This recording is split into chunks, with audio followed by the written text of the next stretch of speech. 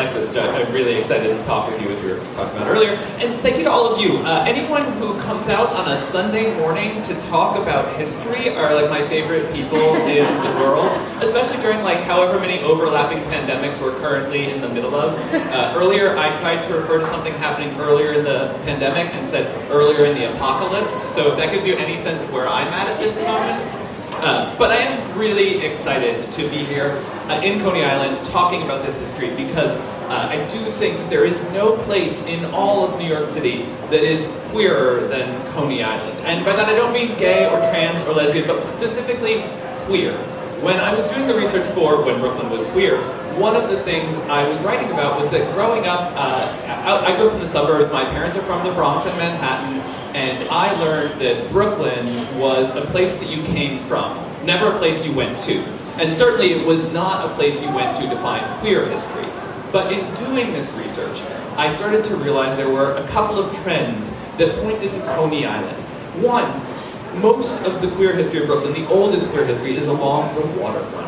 The waterfront are working class areas where there were jobs and houses that queer people could have. So in that sense, Coney Island obviously is going to be really important. But also Coney Island as an entertainment district, a place where the rules break down, a place where we are expected to wear bathing suits, be scandalized, have sexual experiences like going on dates, right? The world of being a dating teenager gets its start here at Coney Island. And for all of those reasons, when you look at the history of queer Brooklyn, you find two neighborhoods that have, from their very beginning up until their modern day incarnations, had really strong queer presences. And those are downtown Brooklyn and Brooklyn Heights, kind of the oldest part of the city of Brooklyn, the place that was the original Dutch town of Brooklyn, and Coney Island. Coney Island's queer history extends back to the early 1800s and all the way up to today. So that's a little bit of an overview of kind of what we're going to be talking about. I think what we're going to do now is I'm going to flip through some slides. We're going to talk a little bit about each of the individual people to give you some of a broad sense of the many possibilities for queer life that have happened here over the decades. And then Alexis and I are going to have a conversation. So if you could go to the first slide, this will give you a sense of the neighborhoods that the book really talks about. See, this is kind of the waterfront here. Coney Island, however, left off. I always get annoyed at this map. It's there, right? But for some reason it's not quite considered the same way the rest of the waterfront is. It's sectioned off as very special and unique, and it is special and unique, but it also is a waterfront district. So, next one. We're going to start here with Walt Whitman. He's in fact where I started the book generally. The 1850s, 1855 in fact, when he publishes Leaves of Grass, which is this break with the tradition of poetry in America. It is a fundamental reconsideration of what poetry is, and it's about the future. It's about life in the city. He uses the book to define all of these experiences that will one day be normative, including what we would call homosexuality. He, in his poems, writes all of these words. He uses comrade and camarado to mean gay lover, and adhesiveness to mean the love between men or the love between women. He is defining gay life through being in the city. And one of those places for him was Coney Island. There wasn't yet a huge entertainment district out here, but he would come here to read Shakespeare to the ocean and declaim his poetry to the waves, right? It was a space that people came to get away from the city, even before there was a lot here. In those days, 1850s, 1860s, 1870s, 80s, it's mostly, before the big amusement parks open up, a place for rich people to come. It's pretty far away from the rest of the city, right? You take a whole day to get down here, but it's still an entertainment place. This is when it's most high-end, but also it's most exclusive. So Walt Whitman, 1850s, 1860s, already people are coming here. Next slide. Foley McKeever, not a name most people know today. He performed as the Great Ricardo. He was a drag queen opera singer who performed specifically in blackface. There was a huge amount of drag in the late 1800s, all kinds of drag. Anything that you could see performed out of drag, you could see performed in drag, including opera and minstrel shows, things that were highbrow and things that were lowbrow. And people like Foley McKeever were stars. Foley McKeever was one of the first performers down here that we know of in drag. There were many of them, however. Foley McKeever was so famous that when he died in the late 1800s, I think around 1885, he passed away from Bright's disease, a kidney disorder that was pretty common in the 19th century. When he died, they had 3 different Catholic priests at his funeral, which was a massive funeral in Carroll Gardens, and it was covered in newspapers around the country, right? That's how famous these performers were. We don't remember their names today, but they were foundational to culture. And like I said before, one of the things that's important about Coney Island is this entertainment history, because people like Foley McKeever become the heart of mass culture. Newspapers are having a huge boom in the late 1800s, and performers like Foley McKeever, the performers who are down here at Coney Island, become the people who bring queer culture to the world through newspapers, which were eager to cover them, both as performers, right? So they're the entertainment of the day. We're going to write profiles about them, talk about what they're doing, why it's interesting, and how their show was, but also as oddities, right? A man, as his obituary put it, who made a living by his effeminacy. These people, centered here in Coney Island, helped to define what queerness was or would or could be for the world. So, go to the next one. Wasn't just drag queens, though. Drag kings were incredibly popular in the 19th century. Now, they would have been called male impersonators, just like drag queens would have been called female impersonators. But in the 1890s, you could see more male impersonation here in Brooklyn than you could in the 1990s. There were all kinds of drag kings.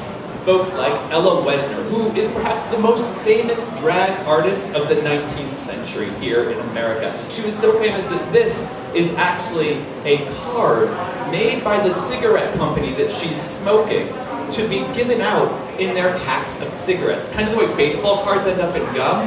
When packs of cigarettes are first invented in the late 19th century, they put performers in them, and drag kings were especially valued because they wore tight, masculine clothes that showed off the female figure, right? So it's this kind of subversive thing. Not only are we looking at someone who is beyond the realm of gender, but we can also sexualize them. So folks like Ella Wesner become incredibly famous. Ella Wesner was so famous, it's not just cigarettes. Champagne companies paid her to hawk their wares. She performed all around the country. She was the rare 19th century woman who had her own drag, or her own troupe, Wesner's Coterie, that performed all around the country. When she was outed in the newspapers, right around the time this photo was taken, because of her relationship with an actress named Josie Mansfield, the two of them moved to Paris together, where they became famous for their salon at the Café Americain. These people helped create American and global queer culture. Next. But most of the most famous ones, the ones we know of today, were white folks like Ella Wesner and Foley McKeever, some of whom performed in blackface. There was black drag and male and female impersonation, but most black entertainers in this period were considered to be simple, in a sense that they were doing, quote, what came naturally. They weren't given the recognition as artists, as performers, as craftspeople, who were experts at what they did, until Florence Hines.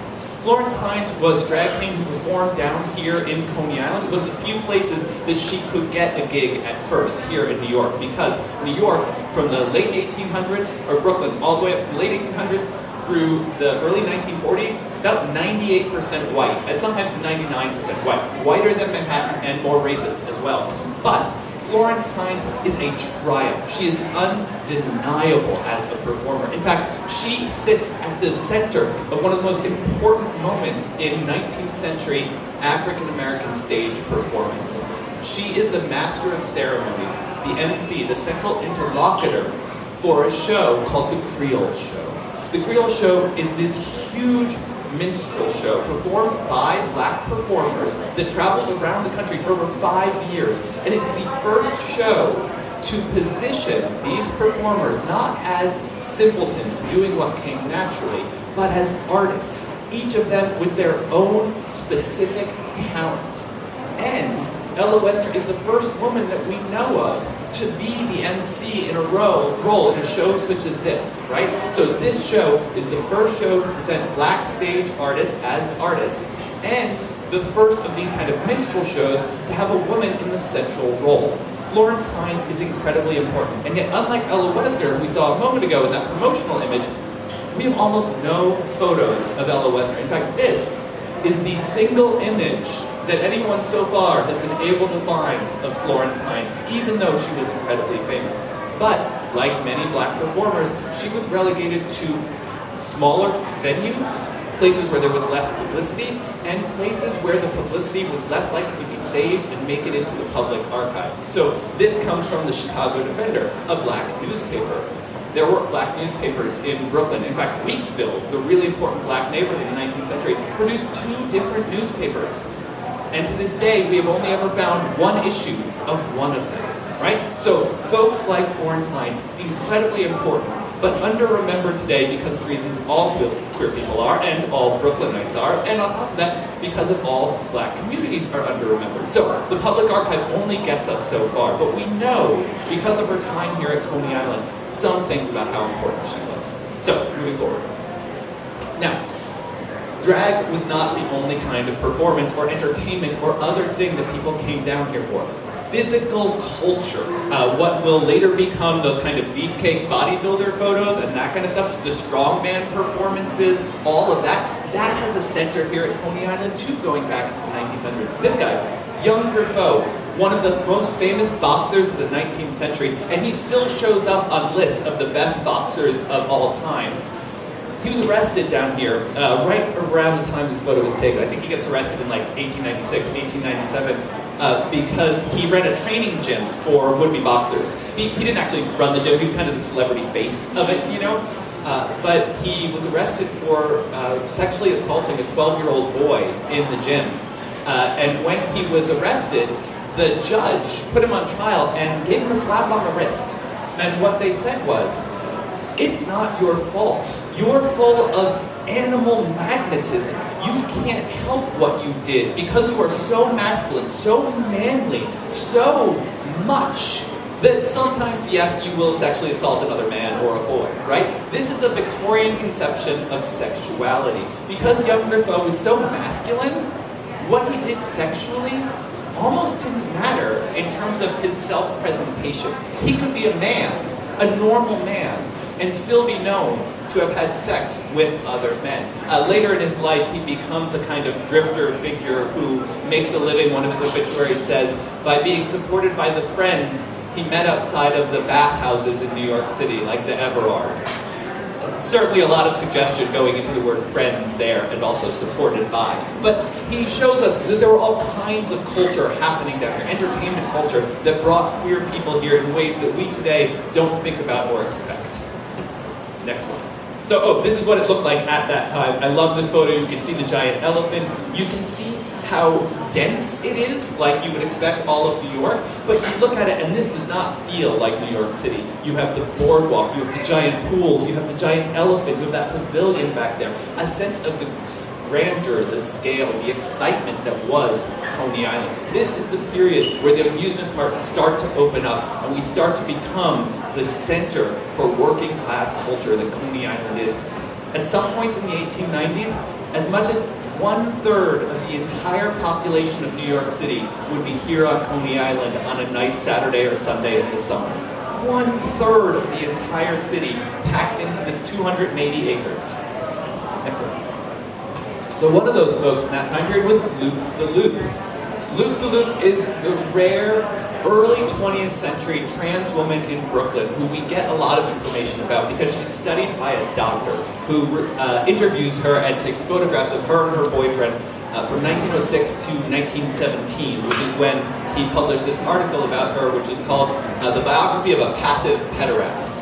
The sexologist is trying to figure out where sexuality lives, right? This is the moment where we're moving out of a 19th century idea of sexuality, which is just, it's part of your gender. It does not have a freestanding identity connected to it, and into a 20th century conception, post-Freudian conception, which says sexuality is separate from gender, and it lives in your mind. So they studied folks like Luke, who would have been called inverts or fairies, to try and figure out what sexuality was. They were disentangling the things that we would eventually call being trans, being gay, and being intersex. But they hadn't done it yet. Figures like Luke and the world that she was in of connected queer people who knew each other and would bring each other to talk to these doctors are the way that the medical authorities define sexuality as we know it today. Figures like Luke, although we rarely know their names, are critical to this research because these doctors rarely knew anything about what they were talking about. And if they knew any queer people, they knew like one or two, and they depended on those one or two people to introduce them to tons of other people. Figures like Luke become really important in American history. And she took her name, Luke the Loop, from the Coney Island Ride, which is one of the first roller coasters in the entire world to turn the rider completely upside down, right? This is the world she lives in. And as it's described in the next slide by the doctor who researched her, she was a nervous, loquacious, foul-mouthed, and foul-minded fairy of the most degraded slums of a multi-million city, whose face lacked every expression indicative of truth, refinement, or good moral purpose. And I include the second part of that sentence there because it's really important. When the doctor says her face lacked every expression indicative of truth, refinement, or good moral purpose, he's not using metaphor here. He literally meant if your lips were very thin, it was an indicator that you were not good at telling the truth. And if your fingers were different sizes, you were probably gay. And if you were a man who had excessive breast tissue, that was a sign that you were a born criminal, right? This is not metaphor. He is looking at her body to figure out what her personality is. Folks like this, again, not remembered today, but critical to defining sexuality for the world. Next up. This is the one of the first D trains to get here, 1922. I include this here because this is the next moment. In the late 1800s, when this becomes a working class entertainment district, when the subway in 1920 becomes the same price as everywhere else. Before 1920, it cost 10 cents to get to Coney Island. After 1920, it cost 5 cents. Suddenly, Coney Island was declared the nickel empire. This is the biggest time for Coney Island. This is its heyday. And at the heart of one of the troops at this moment is Mabel Hampton, an incredibly important figure in queer history and in New York City history.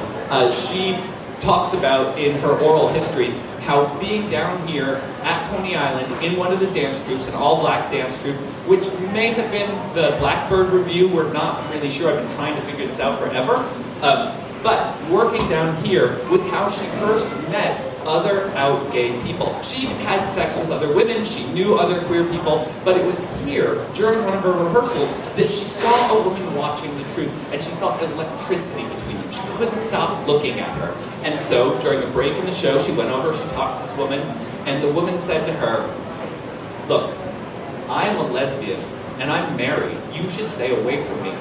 And Mabel in that moment said, "I knew that if that's what this was, I was already in it.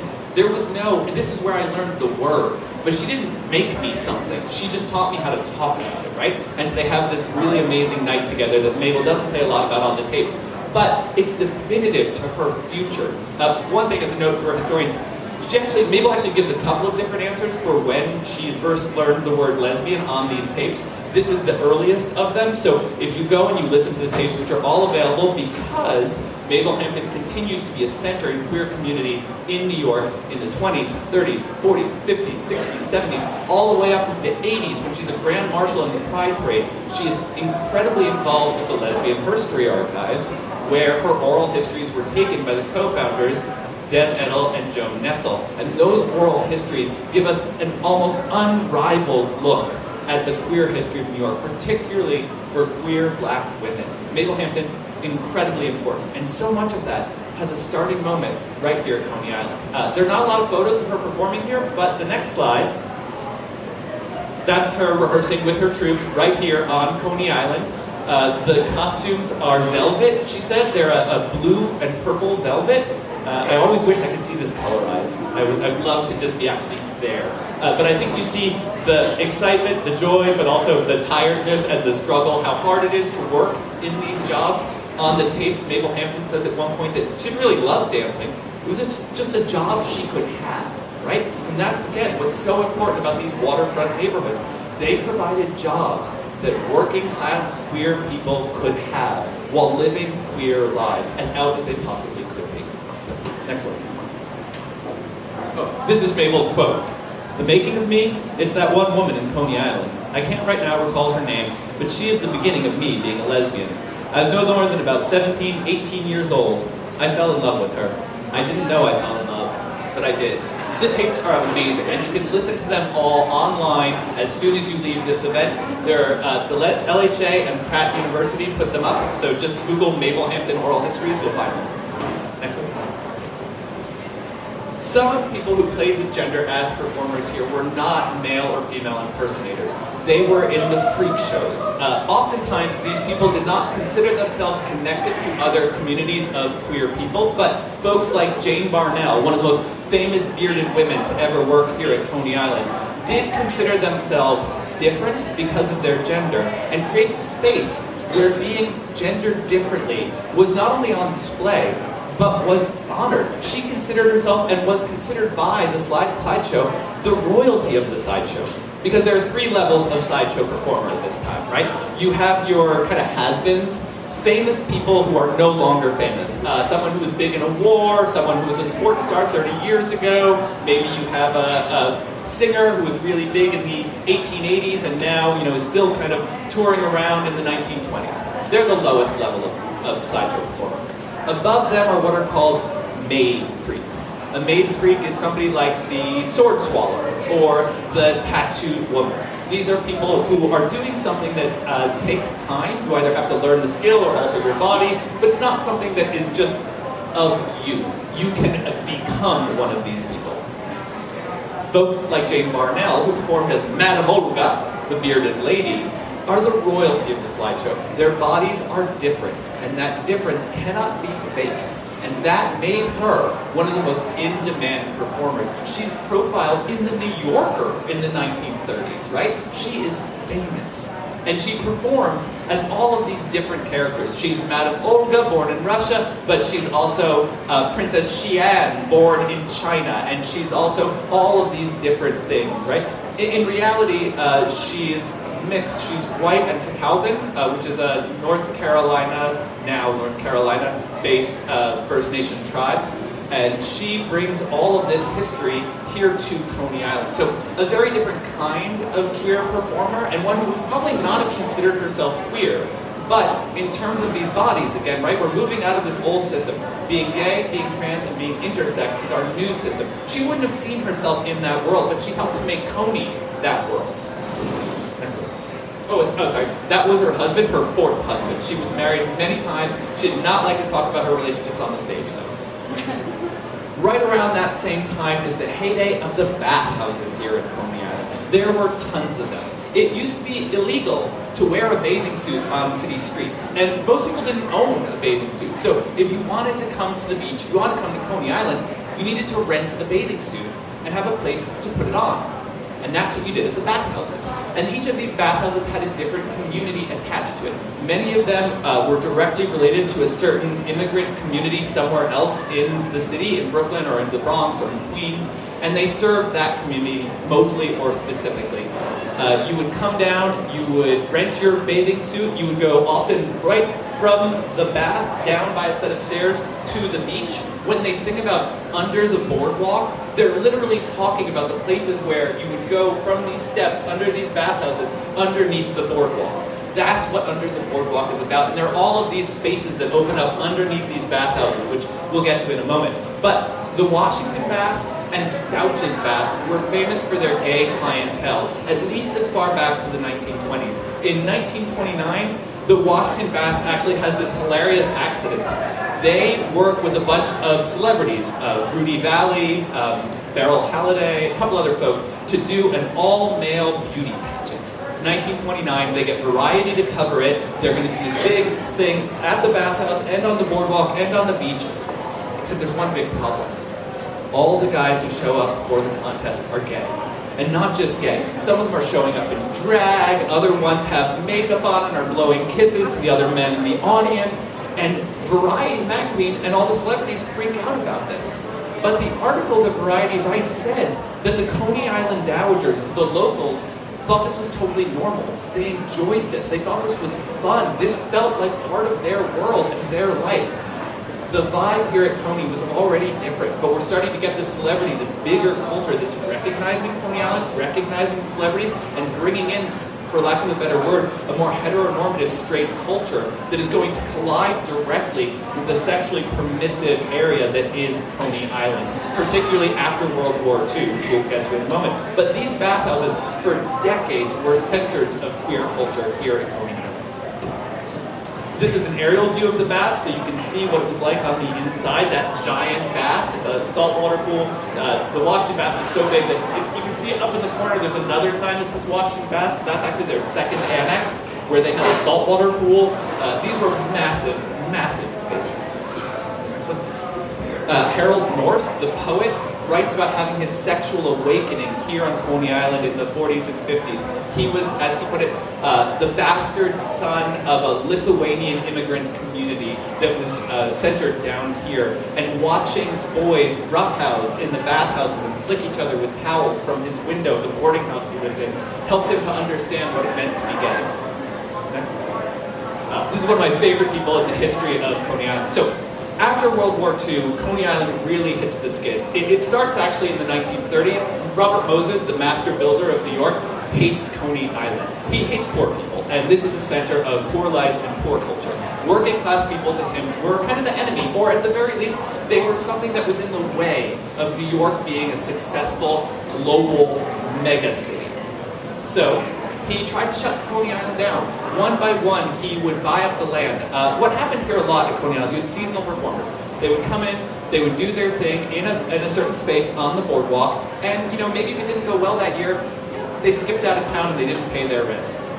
He was in charge of the slum clearance division of the city government. So when that happened, he would immediately snap up that property and keep it vacant.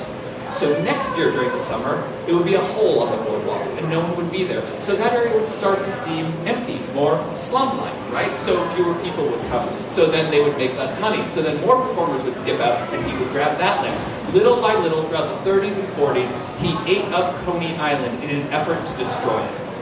One of the people who tried to stop him was Madame Tirza. Madame Tirza, born Leona Duval, was a sideshow performer and a burlesque dancer who came by it by her family. Her grandmother was a folle bergère, I can never say that because I can't speak French, but she was a Ziegfeld Follies type girl, and they actually worked together. Madame Tirza had a whole act that she developed based on Greek mythology. She created a giant fountain which made wine bubbles come out of it, and she had surrounded it by mirrors, and she danced in front of it as a maniac. But during the war, it was really hard to find plumbers, so she became a licensed plumber to take care of the fountain. And it was really hard to find truckers, so she became a union trucker to haul the fountain all around the country. All throughout the war, she made a living moving around, settled back here in Coney Island, which was her favorite place in the whole country to perform. And Robert Moses fought her every step of the way, trying to deny her a license, having her arrested, having her mother arrested. They fought it out in the papers.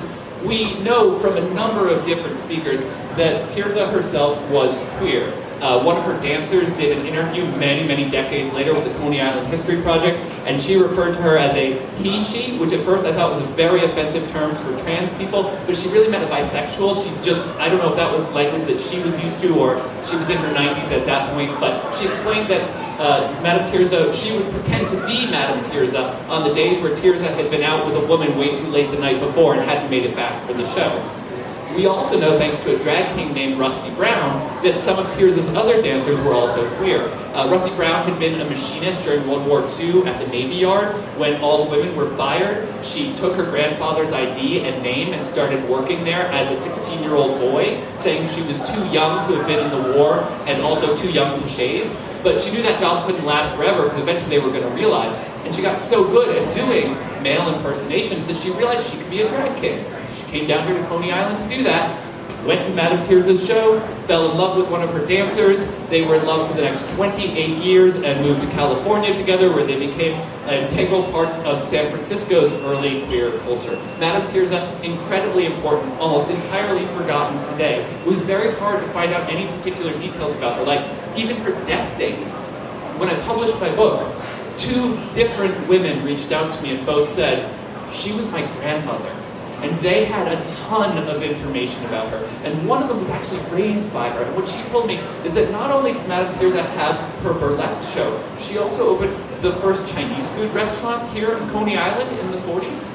And after she was here and firmly established, she promoted the lives of other queer performers, and when they died, she kept their archives. So this woman not only has Madame Tirza's archive, but she has performers' archives like Tubby Boots, who was a mid-century drag queen, again, almost completely forgotten today. Madame Tirza kept all of Tubby's stuff after he died. And so that stuff has been preserved because places like Coney Island offered queer legacy, right? Generations of queer people now, even by the 40s, are recognizing each other and passing this information on. We're almost done here, I promise. Next one. Oh, this is her as a plumber. I love this photo. Just love it. It's like from the Baltimore Sun. Okay. Next. Oh, wait, someone's taking a photo of that. The next one. This is Robert Moses. This is him offering up a version of one of his plans. If you go to the next photo, this is his plan to redevelop Coney Island. It's very hard to see, but basically what he wanted to do was get rid of the entire boardwalk. He wanted to bulldoze it, turn it into like parking lots and on-ramps, and if you go to the next slide, you can see he got some of what he wanted. This green line here is the Shore Parkway or the Belt Parkway. These were highways that Moses built to get people from the suburbs to Manhattan. And if you ever look at a map of Brooklyn, you'll see that the entire waterfront is cut off from the rest of Brooklyn. It's all by Robert Moses. He built these highways and he ran them through working class communities. He didn't care about queer people, but because so many queer people lived in these working class communities, he bulldozed straight through the ways they lived, and he cut them off from the water. So the waterfront used to represent a working class area that was connected to the rest of the city, and was also a place where there was all kinds of cultural intermingling, right? Because of the shipping, because of the entertainments, you had many different kinds of people coming together and living together. And those kinds of spaces where anyone can come, where no one particular culture is in control, and that are lightly policed by the mainstream, those often offer refuge for queer people and queer communities. Moses never intended to destroy Brooklyn's queer communities, but he really did. Next. However, you can't destroy something entirely. In the 1950s, Coney Island still has this incredible vibe, this pull. The physical culture I remember that I mentioned in the late 1800s, it comes roaring back post-World War II. We get all these muscle guys, all these physique pictorials. Brooklyn Boys becomes a thing, a tautology, and they get photographed by all kinds of people. Some of them are famous, like Bob Mizer. Some of them not much known today, like Thomas Painter.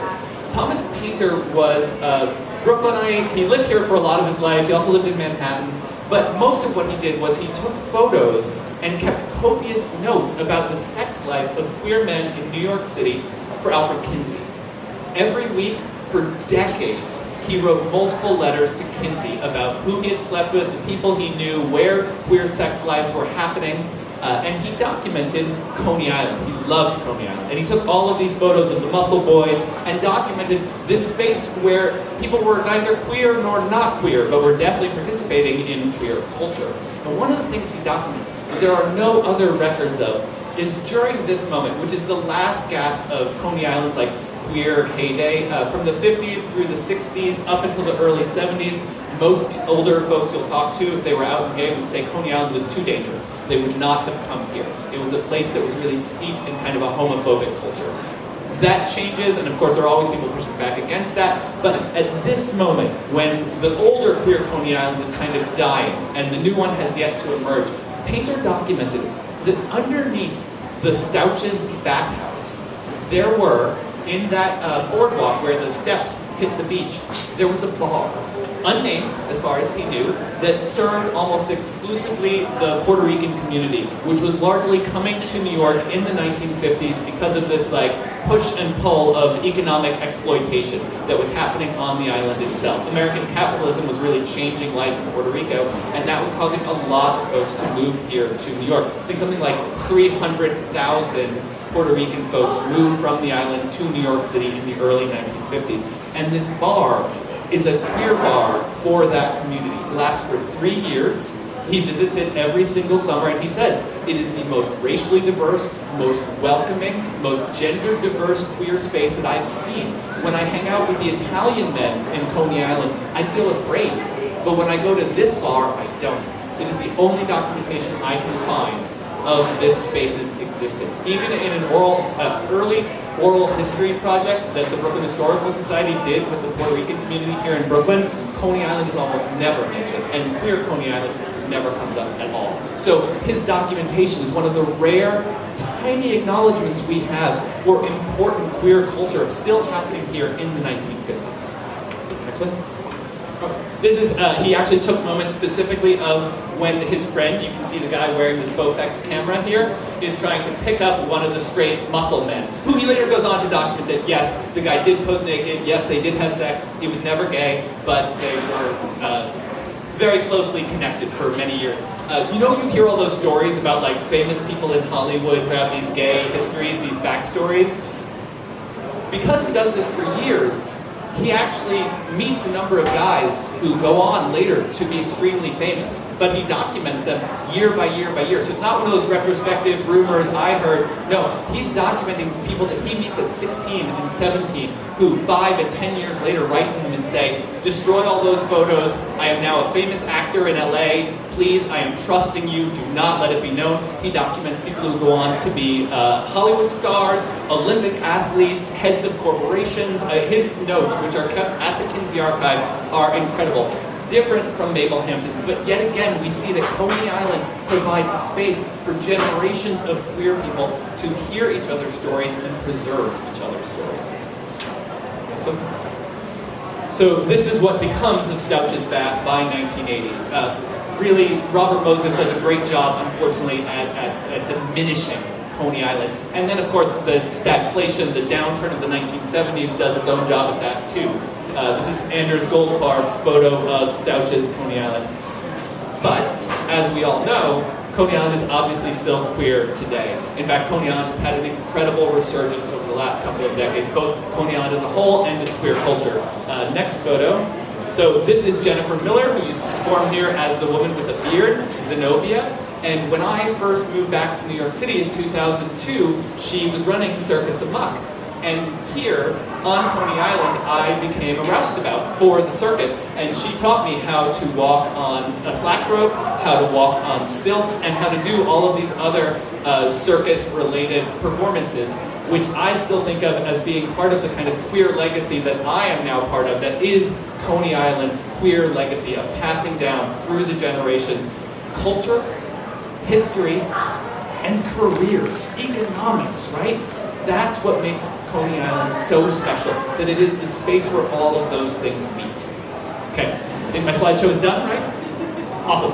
I'm going to stop talking now for a moment. Thanks.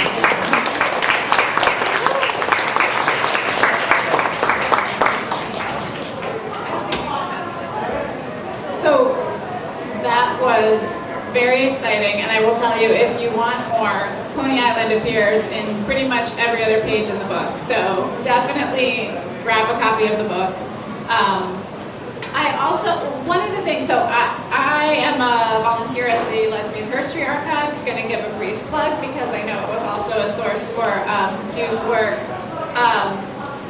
We are in Park Slope. We are open to the public. You don't have to be a researcher. You don't have to be anybody fancy to come. And you also don't have to be a famous person to give your papers. One of the amazing things about the Lesbian Herstory Archives is anybody who embraces the word lesbian as part of their identity is welcome to give their stuff. And we have the history of Mabel Hampton, who was involved in the Lesbian Herstory Archives since its founding from 1974 until her passing in the late 1980s. And one of the things I first want to ask Hugh about, because it is one of the challenges of telling queer histories. You know, for instance, Hugh's book starts in 1855. You have to start a book somewhere because there's so much history to tell. But of course, all of us know that queer histories of Brooklyn and New York City extend much further back than that, right? There was queerness in the Lambda people who were here before all of us were here. New York City is the largest population of urban indigenous people in the United States. There's a powwow happening today and tomorrow on Randall's Island.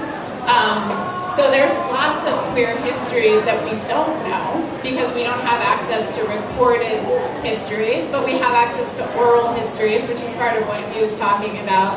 And one of the things I think that people, it's really hard in the contemporary world where everything appears in Instagram or on YouTube.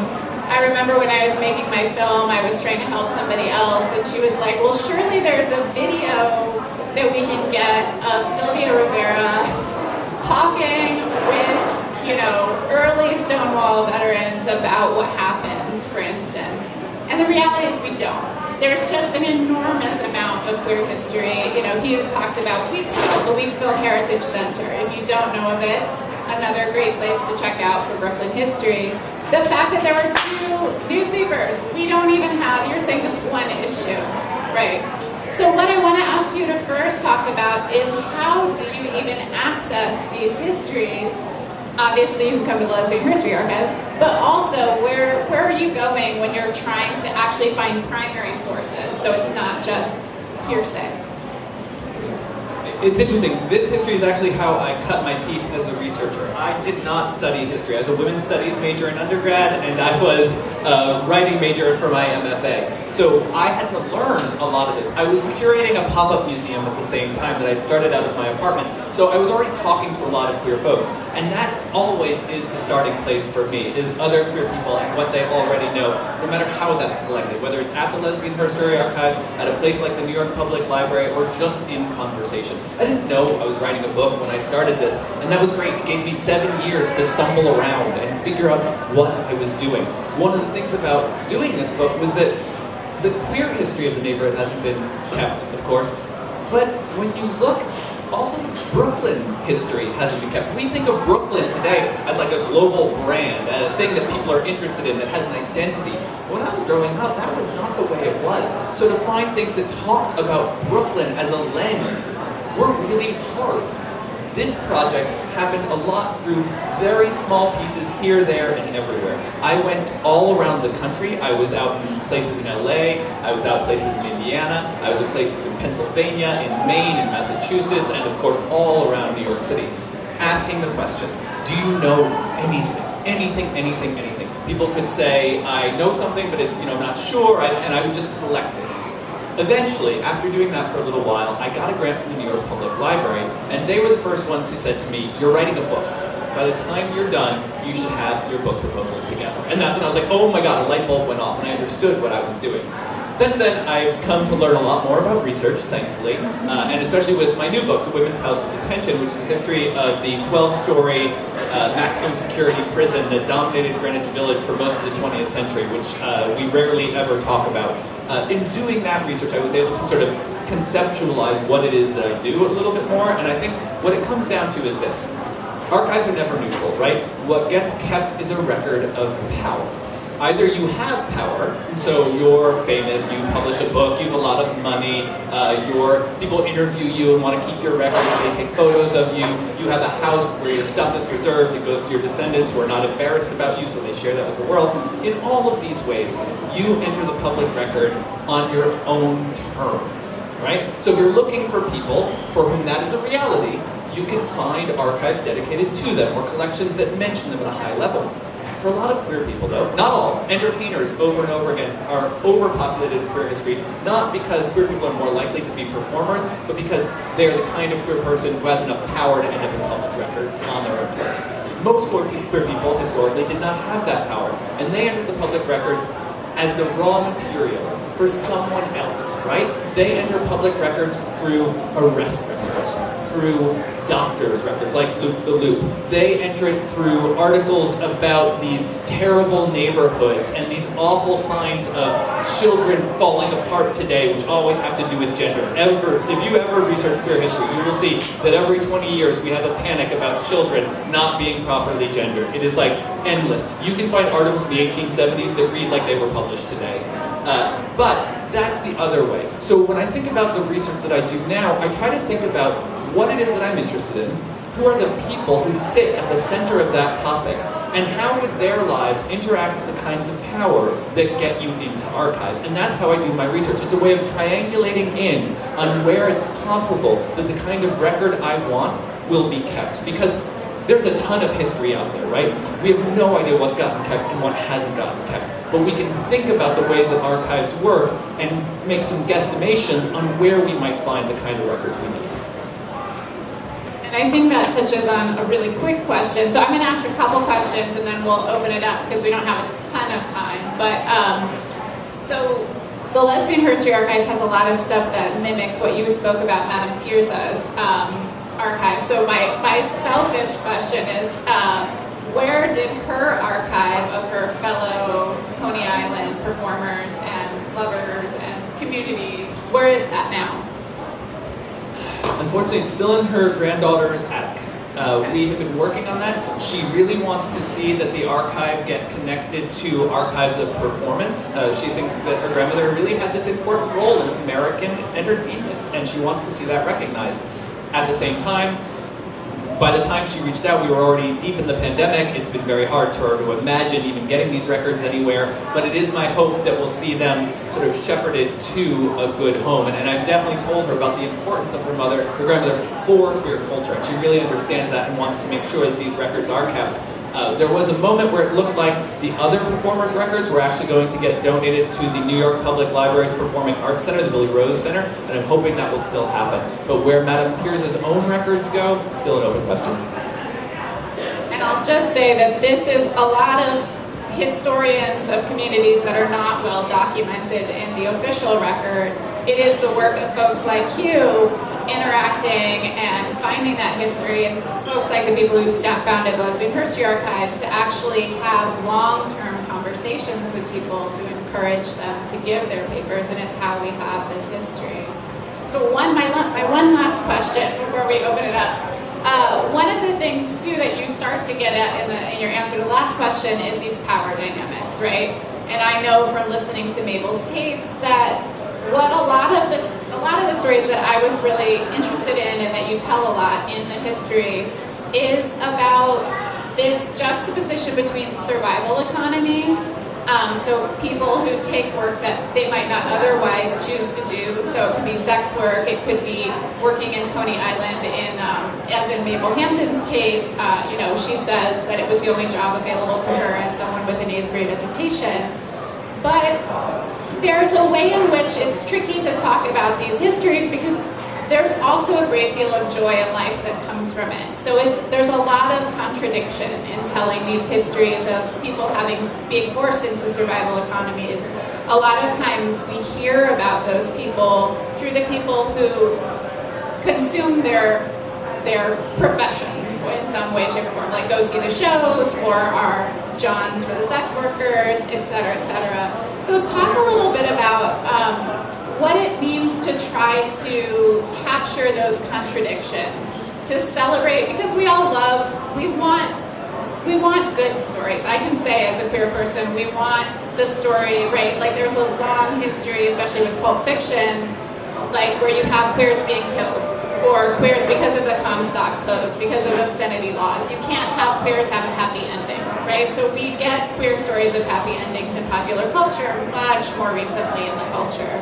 So we want a happy ending, but we also need to be real about impacts of race, impacts of class, impacts of education, and all the different capitalism, the way that that's playing out in New York, one of the most, like the centers of capitalism in this country.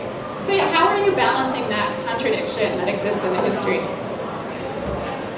I think that's a huge question. I'm so glad you asked it. It's a huge one, sorry. No, there's so many elements to this, because I think it is so important. One of the things for me is that regardless of what kind of record I'm using to get at someone's life, or how much I know or have, is to try to look at it through the fullness of their life, right? That if I'm looking at an arrest record, that is a moment in an individual's life, not definitional to who they are. They're not a criminal. They're a person who's been arrested, and I'm going to try and find out as much as I can about their life as a whole, because everyone's life has horrible moments and great moments, right? And when we only focus in on the moments where power subjects itself to a person, right, we're likely to see them at their worst moments. So I'm always looking for more information, particularly things that they themselves produce. Once you have names by doing this kind of research, like Perhaps you have looked at some arrest records and found out that someone was arrested for masquerading as a boy. You find a lot of those records here at Coney Island. That's a crime going back to the 1800s. It's the same law that got used against Occupy Wall Street folks for wearing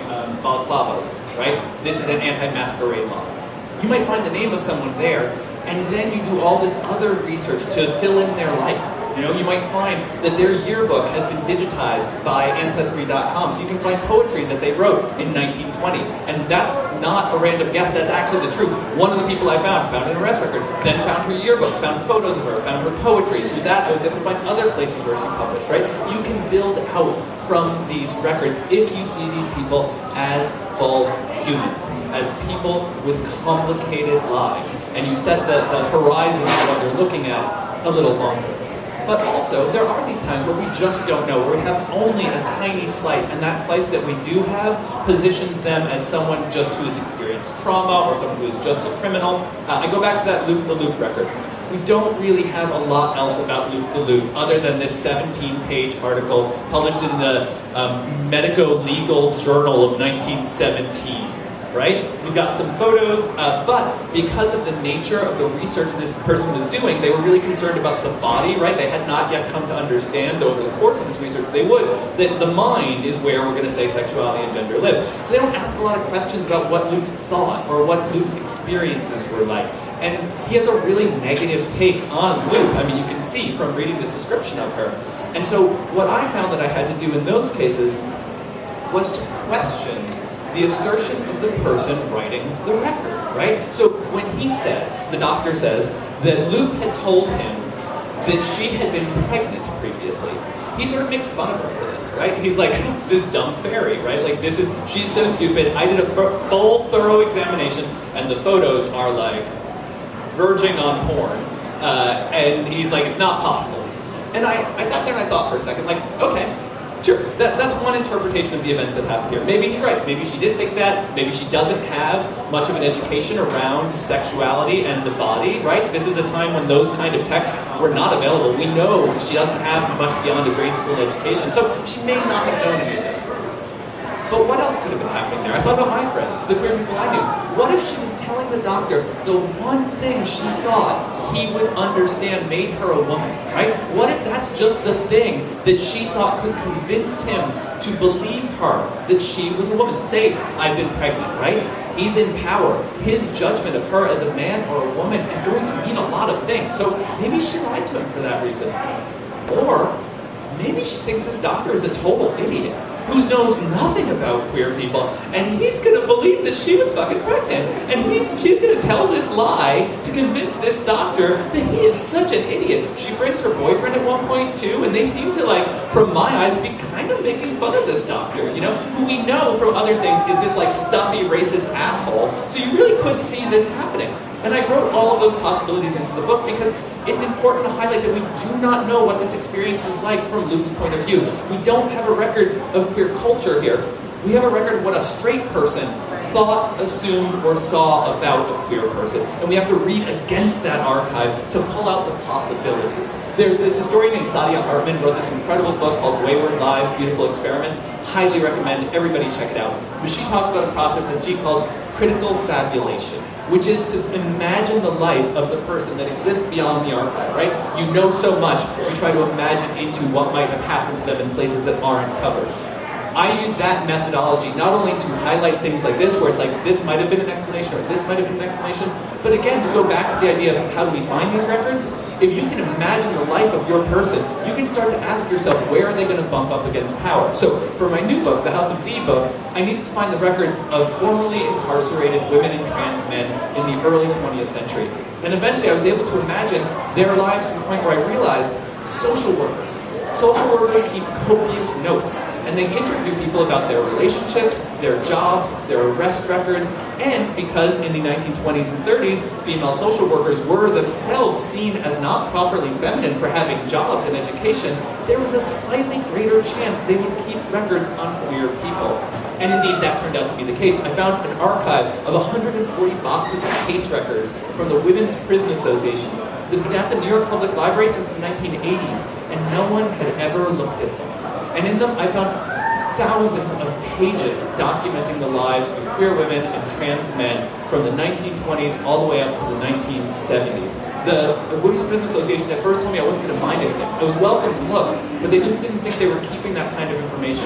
And in the first couple hours there, I found a file that followed a woman for 400 pages, from her arrest in 1934 for hitchhiking with other women, up until her death in the 1960s, by which point she was like a butch dyke running a kennel in upstate New York, which had always been her dream. Right? These records are out there in cases where we don't think they are. We just have to put in the work to find them. Now I'm going to shut up so long.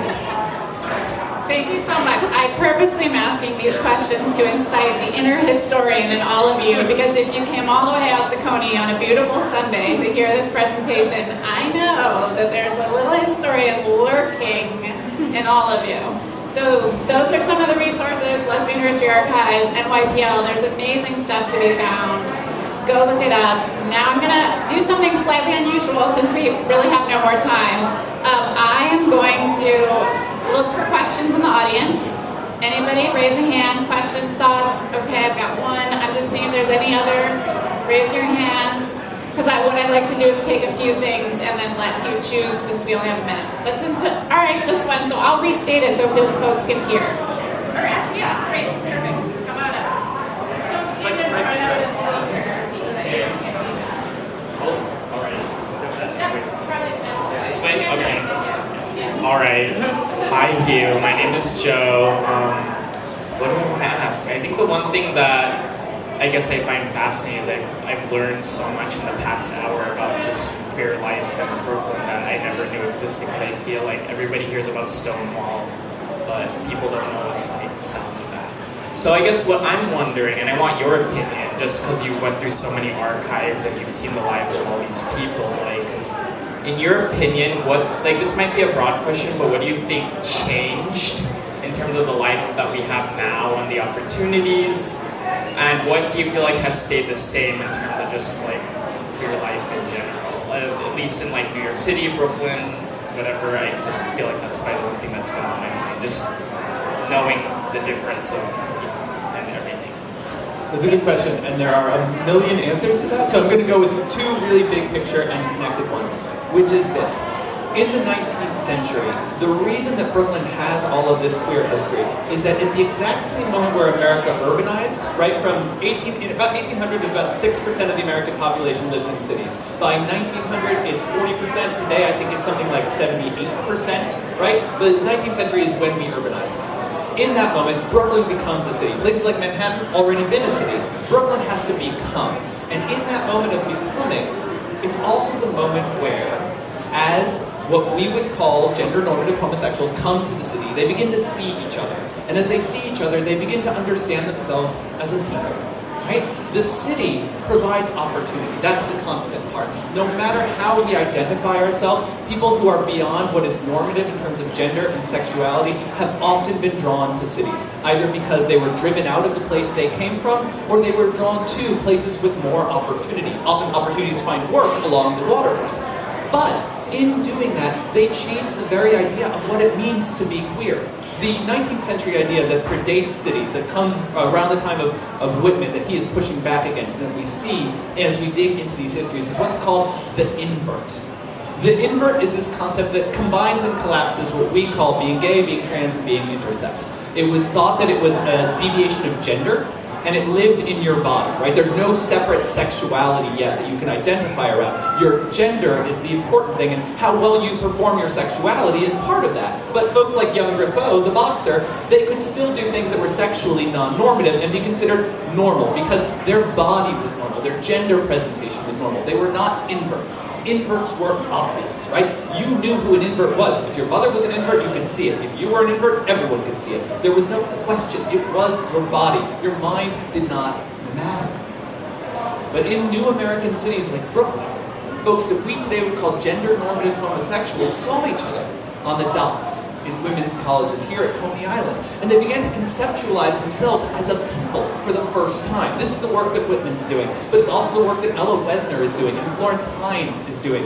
And then those sexologists start to find them, like Schufelt, the guy who studies lube, right? They study these queer people in an effort to understand, are we right about aversion? Are we in fact right about the idea that personality lives in the body, that your thin lips mean you're a liar?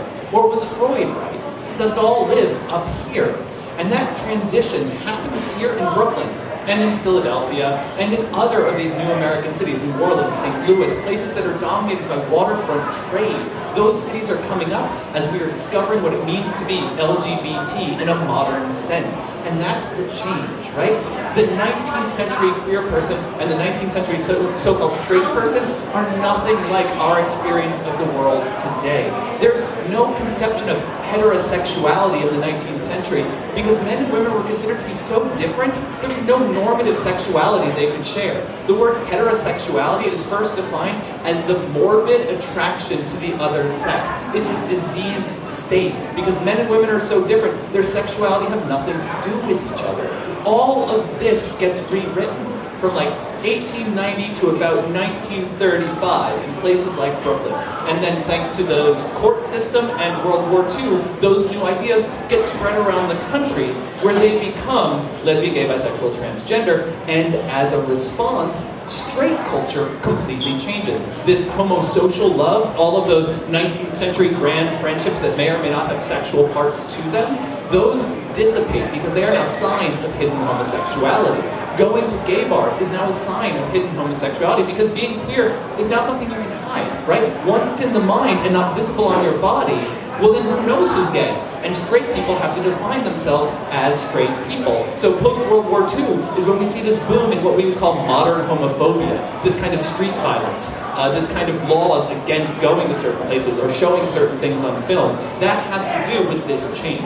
So the change is that we move from a 19th century invert conception to a 20th century LGBT conception, but the unity is the city, right? New York will always be a space for queer people.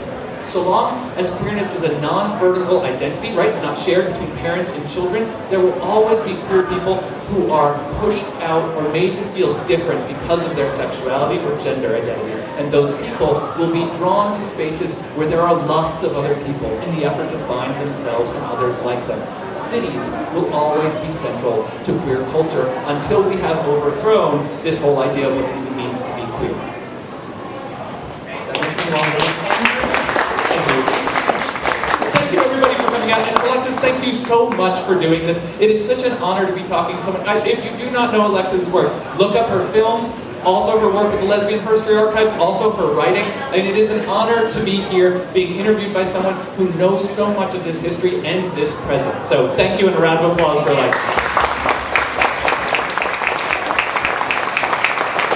Fair to say we're both pretty easy to find on the internet, so if you have other questions that you didn't have time to ask here or you want to ask here, like, reach out, be in touch. Thank you all.